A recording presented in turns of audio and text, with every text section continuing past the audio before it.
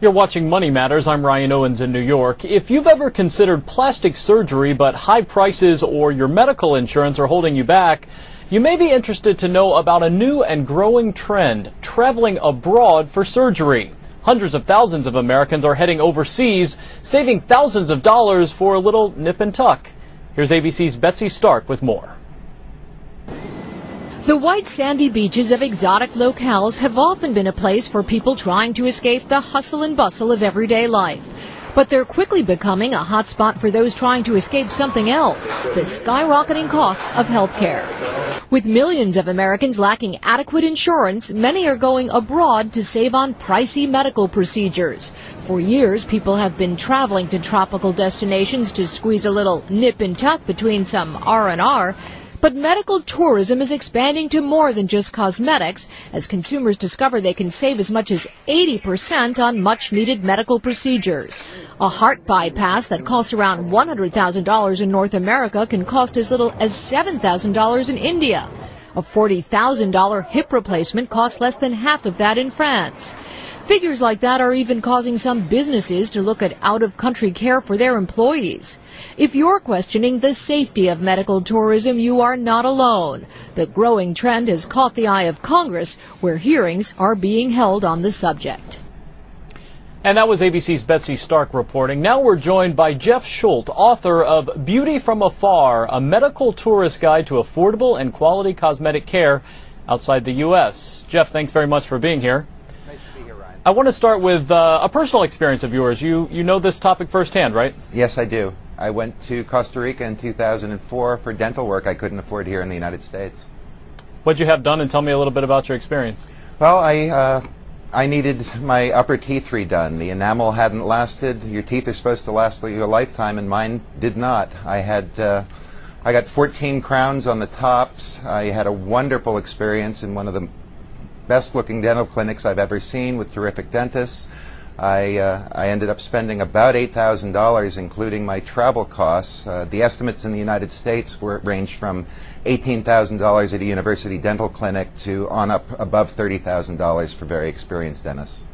How did you find out about that clinic, and how do other people find out about where to go for their particular problem? What sort of research is involved here? I found out about it initially on an internet mailing list that was talking about surgeries that were being done in Thailand and the different kind of healthcare around the world, about medical care essentially being outsourced the same way many other things are.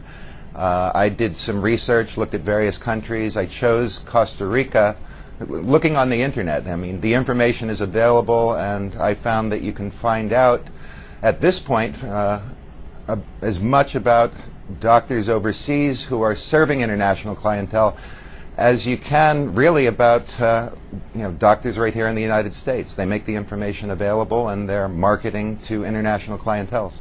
And we're not just talking about cosmetic surgery, right? We're talking about everything under the sun here.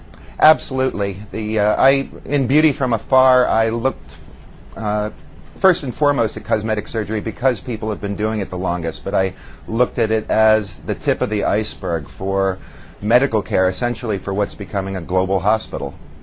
Let's talk about safety for a minute, because I think that is obviously most people's major concern here. Talk about your experience. You said you felt great about the particular clinic that you were at, but what about some other countries, particularly not necessarily third world countries, but more impoverished countries? People would have safety concerns about heading there for these major procedures. I think that's absolutely a concern, and they should have, and people should do their homework, look at the facilities, look at the doctors that they're going to.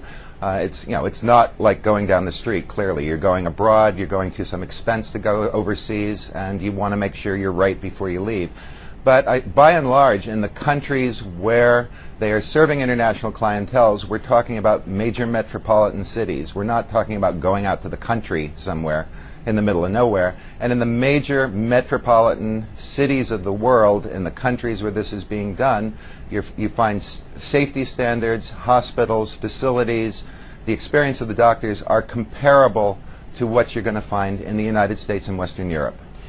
What happens if, God forbid, something goes wrong? Is there any recourse here as an American in another country? I take it you can't sue these doctors necessarily for malpractice, but talk to me about the sort of follow-up procedure here and what your rights are.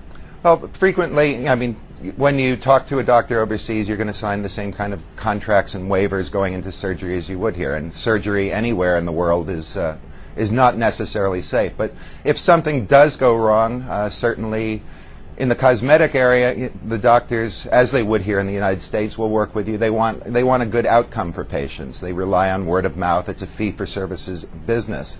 If something goes radically wrong, you're a long way from home, and that is a risk that you're under the laws of a foreign country. That is a risk that people have to look at. On the other hand, I've told people that if that's going to be your primary, if whether or not you can sue your doctor is your primary concern when you're going for medical care, that you probably should stay at home, and most United States doctors are going to be a little bit leery of providing services also. That's probably a fair point. Let's talk a little bit about price here. I'm sure it varies all over the place, obviously, based on the procedure, but is there sort of a general percentage? I mean, how much can you cut your price tag on a surgery by going abroad? How much in general? Well, I would say, and I think most responsive people would say, that you shouldn't choose strictly on price. This isn't like buying CDs.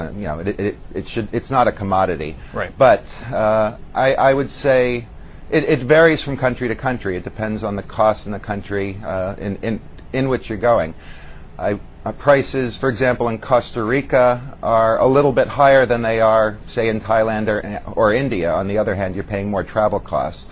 I would say, in general, you're looking, when you go abroad to the countries that are doing this, you can save anywhere from 50 on up to 80%.